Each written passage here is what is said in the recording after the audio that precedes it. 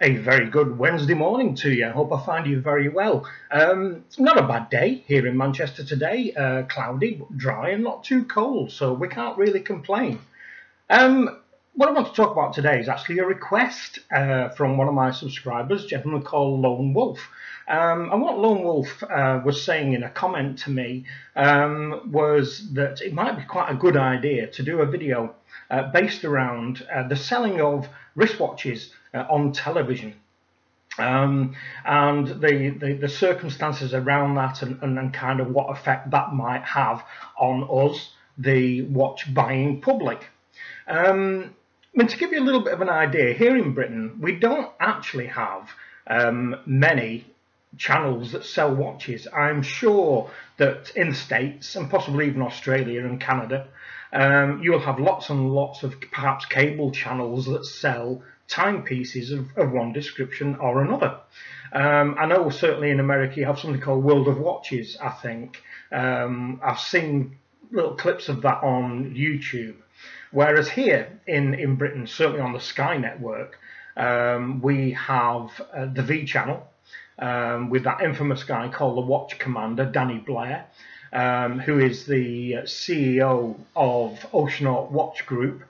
We also have a channel called Ideal World, who I have mentioned before, and I did a video a few months back now regarding a brand called Constantine Weiss watches. And if you've not seen that one, have a look in the back catalogue and see what you think on that. To give you a little bit of a kind of rundown of the brands that we kind of see being sold here, I've made kind of a list of things that I've seen over the last month, 6 weeks, something like that. Tonino Lamborghini, never heard of them before I saw them. I compare prices online compared to what I see on the screen because they seem to be very, very expensive for what you are getting. And the Tonino Lamborghini are a triangular shaped watch, very unusual in their design. But you know, they're around, you know, £900, £1,000, £1,200, that kind of thing. So quite expensive from what I see as a television selling channel point of view. As I've already mentioned, Constantine Weiss, which in my opinion are Jamaican. So you've got, you know, the workings from China. They're then taken to Constantine Weiss factory in Germany, so I'm led to believe, and bolted together there and marketed as a high quality timepiece.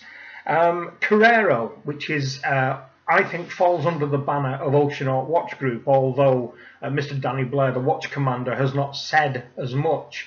But looking at the chronograph version of the Carrero CUDA, as he calls it, it's I don't notice a difference from a watch that he did about 4 or 5 years ago now called the Oceanaut Aquamar. And I think all he's done basically has rebadged the same watch and is selling it as a new product. Vostok Europe are shown on Ideal World. Now, obviously, we're all aware of what seems to be a growing popularity and a little bit of traction for Vostok Amphibia, for instance. I mean, Simon has just done the Simon Crane worthiness test on an Amphibia.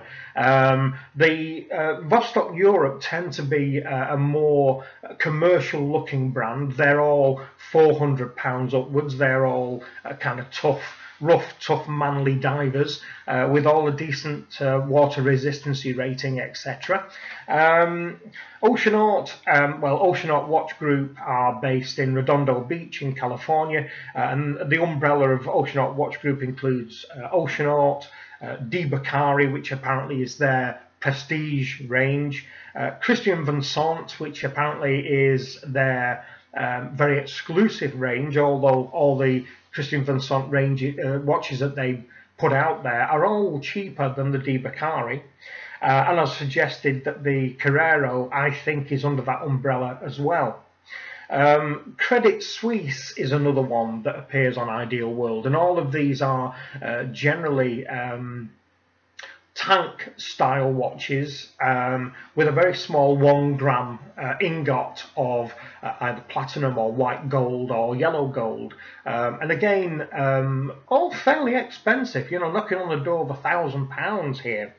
And then the final one, which turns up now and again, not as often these days as it did, Thomas Earnshaw, which used to be a very, very famous English watchmaker. And I did do a background in a video that I did explaining some blanks in knowledge that a blog to watch and Worn and Wound, I think it was, had as far as the Earnshaw brand. Unfortunately, Earnshaw now are just a name.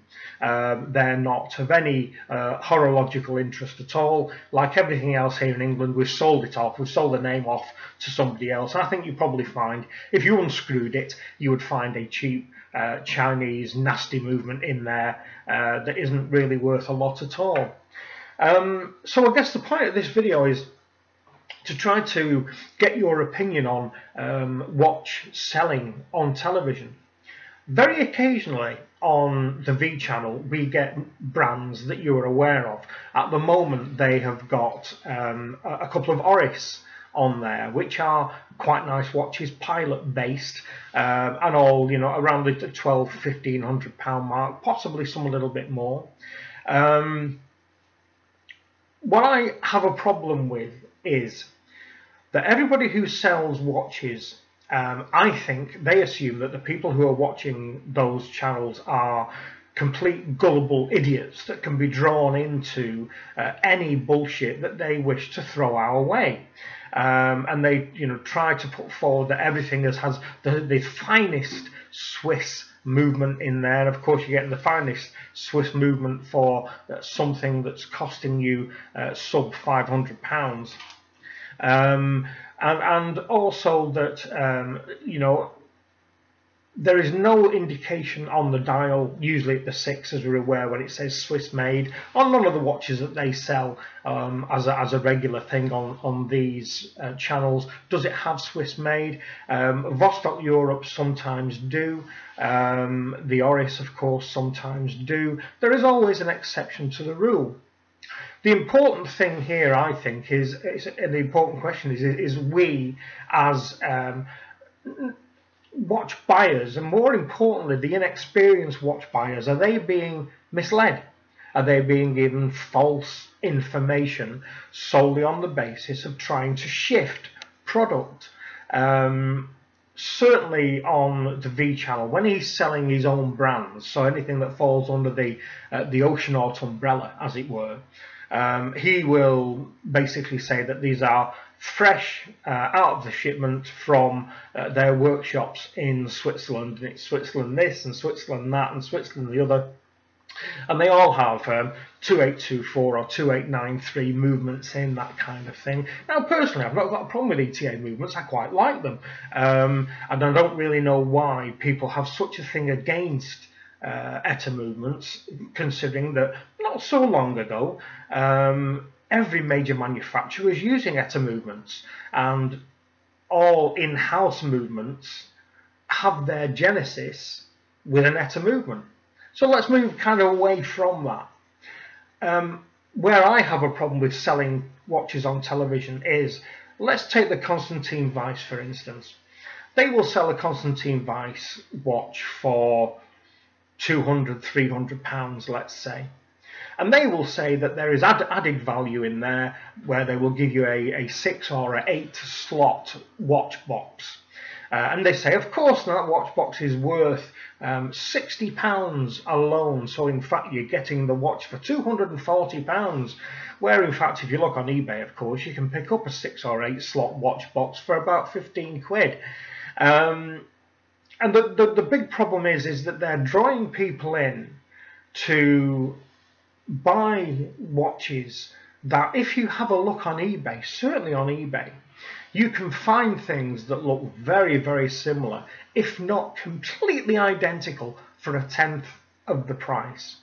Now, I'm sure that there must be some form of legislation out there under maybe advertising standards that they shouldn't be able to do that.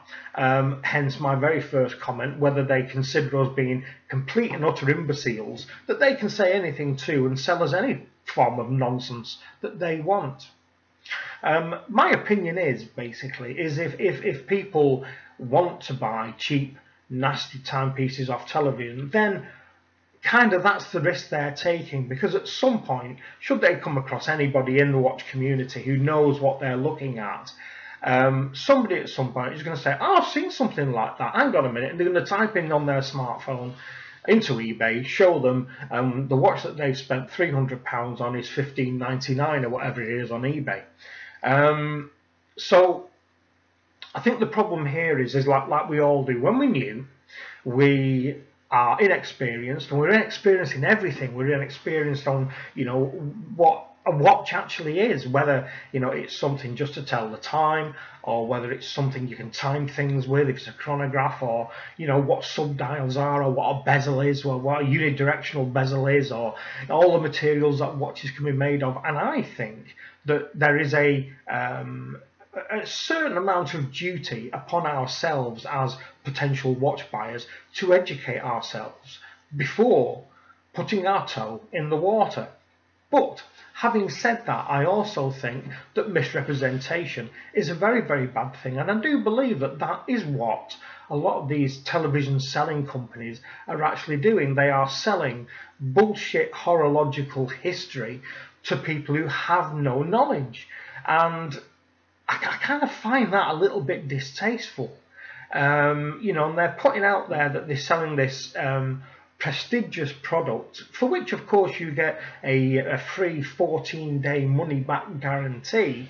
But of course, within 14 days, if the delivery is delayed, or you can't make your mind up whether you like it or not, or the fingers fall off or whatever, sometimes that 14 days isn't enough. There are certain channels that do a month, and that's fine. But the big issue for me is that they are misleading lots and lots of people, certainly at this time of year, where somebody is going to want to buy something really special for somebody who is special to them for Christmas. And they're sat there watching and thinking, that looks really nice, and I'm sure that my partner would love that. Now, the question here is, hypothetically, if your wife or your significant other is watching said channel, and your wife or your significant other knows you like watches, and they then, push the boat out and shell out hundreds of pounds, potentially, even if it's £100, and you get it and you look at it, and you know full well it's tosh, it's complete and utter tosh, you've got a problem, because you don't want to say it's tosh to the person that's bought it for you, because you don't want to hurt their feelings, and you know very well that they've tried their hardest to buy something that you will like and you will enjoy and you will be proud to wear on your wrist. So how do we as the buying public stop this kind of misrepresentation by people on television who are sat there in kind of an authoritative manner, saying that this is this and this watch will do this, and you will never see a watch like this again, and it's got the greatest horological history, and it's got a great Swiss movement when potentially it hasn't. And I find it all quite wrong, really. You're in a situation where a lot of people buying gifts are gullible, and they are being suckered in by people who pretend to know what they're talking about. And if you actually sit down and listen to what these people say, it is obvious, it will be obvious to you and I, that they have no idea what they're talking about. But to the inexperienced buyer, it may sound very, very credible. Now, the other thing is, to kind of bring this to a close, is this misinformation and bad product selling going to damage the valid reputation of better watch manufacturers? Now, I'm not talking about the Omegas and the Rolexes and the Breguets and the Pateks of this world, but, even the better mid-tier watch manufacturers, Raymond Weil, like those kind of people, even the Orises, if people buy at the low end, and it proves, there's an old saying, isn't there? You buy cheap, buy twice. So let's say somebody buys cheap with the best of intentions, and they bought because somebody has said this has got a fantastic automatic movement in it, and it runs smoothly, and all you're doing, it winds it up with the movement of your wrist and so on and so forth. This person decides after a while of owning this magnificent automatic timepiece that it's actually not that good.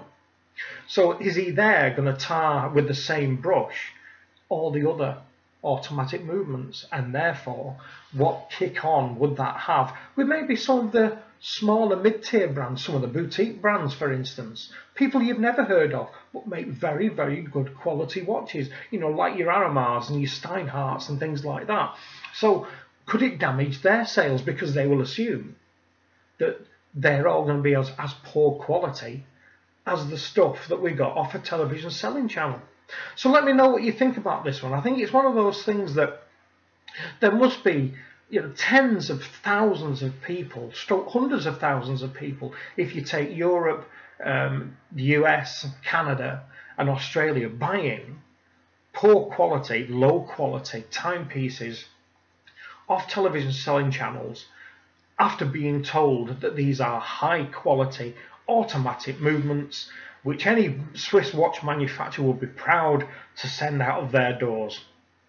Let me know what you think about this one. I find it a little bit distasteful, but I do accept that it's all part of the rich tapestry of selling stuff on television. But that's it, I kind of guess, for this one. I'll be fascinated to hear what your opinions are. Let me know if you've ever done it. Let me know if you've ever bought a watch off television, and either it is what we think it is, it's just the biggest load of tosh that's ever come through your letterbox, or you've been so pleasantly surprised with it that you think, I'm going to buy another one. Why not? I'll have it as a beta because it's fantastic. It's bang on time. It looks great. You know, it looks far more expensive than it actually was. Let me know. And if you've had that positive experience, please let me know. It'd be really interesting to find out. Anyway, that's it for this one. Any questions, queries, suggestions for this kind of nonsense, as always, down below. Thank you very much for the 4 new subscribers that I've had over the last couple of days. I think I've contacted all of you. If I haven't, I will get round to you, and thank you very much. Hope I'm entertaining you. Have a look through my previous videos if you've not seen all of my stuff. They'll be racking up now. I've got a couple of hundred on there, so hopefully it will keep you entertained for a little while through the Christmas period, perhaps. What I am going to do as well, I want to do a little Christmas special. Oh yeah. If you have any suggestions what you'd like to see included in that, by all means let me know, and again, drop them down below. So for now, if you like this video, give it a thumbs up, which will counter, of course, the inevitable thumbs down. And if it's your first time here, feel free to subscribe. It'd be lovely to see you in the list. So for now, that's it. I'll speak to you soon. Bye bye.